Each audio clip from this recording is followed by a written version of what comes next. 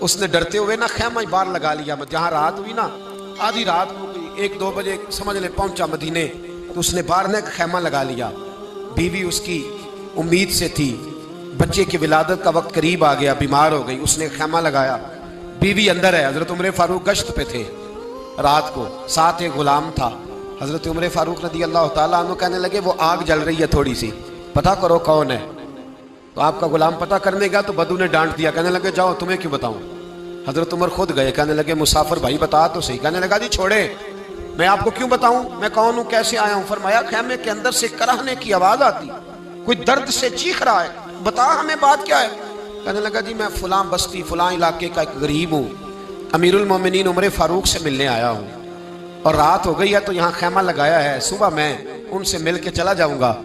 تو رات کو تکلیف دینا پسند نہیں کیا، تو میری بیوی امید سے تھی، اب بچے کی ولادت کا وقت قریب ہے، پاس کوئی نہیں۔ حضرت عمر کہنے لگے تو ٹھہر میں ابھی آیا، چہرے پہ نقاب ہے، اسے بتایا نہیں میں ہی امیر المومنین۔ عمر دوڑے گئے، اپنی زوجہ سے کہنے لگے اگر تجھے بہت بڑا اجر مل رہا ہو تو حاصل کرے گی؟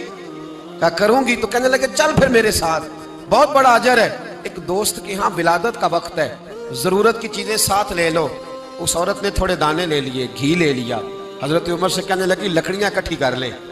امیر المومنین کونسلر کی بات نہیں بتا رہا آپ کو، میں آپ کو ایم پی اے کی بات نہیں بتا رہا، ایم این اے کی بات نہیں بتا رہا، جو 10 گاؤں کو ملا کے چیئرمین بنا اس کی بات نہیں بتا رہا، اس کی بات بتا رہا ہوں جو 22 لاکھ مربع میل کا حکمران ہے، اس کی بات بتا رہا ہوں جو گلی سے گزرے تو شیطان رستہ ہی بدل جاتا ہے، اس کی بات بتا رہا ہوں جس کے بارے میں میرے مصطفیٰ کریم صلی اللہ تعالیٰ علیہ وآلہ وسلم نے فرمایا میرا عمر تو وہ ہے کہ 950 سال حضرت جبریل بھی اس کی شان بیان کریں تو عظمت ختم نہیں ہوتی۔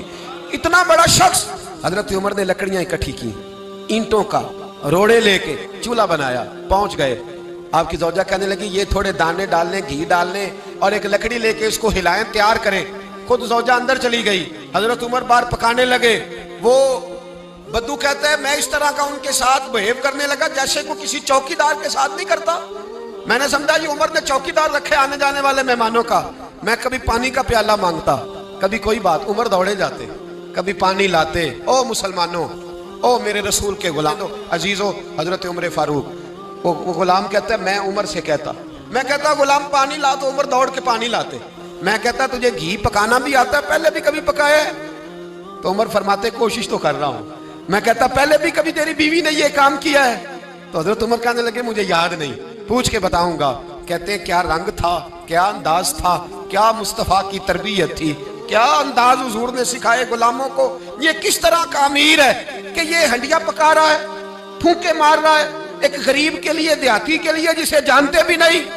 اندر اس شخص کی بیوی کے ہاں بیٹا پیدا ہوا تو حضرت عمر کی بیوی اندر سے بول کے کہنے لگی امیر المومنین مبارک ہو، آپ کے دوست کے ہاں بیٹا پیدا ہوا ہے۔ جب کہا نا امیر المومنین مبارک ہو تو وہ شخص کہتا ہے میرے ہاتھ کانپنے لگے اور میں اس طرح دوڑا کہ میری پگڑی گر گئی۔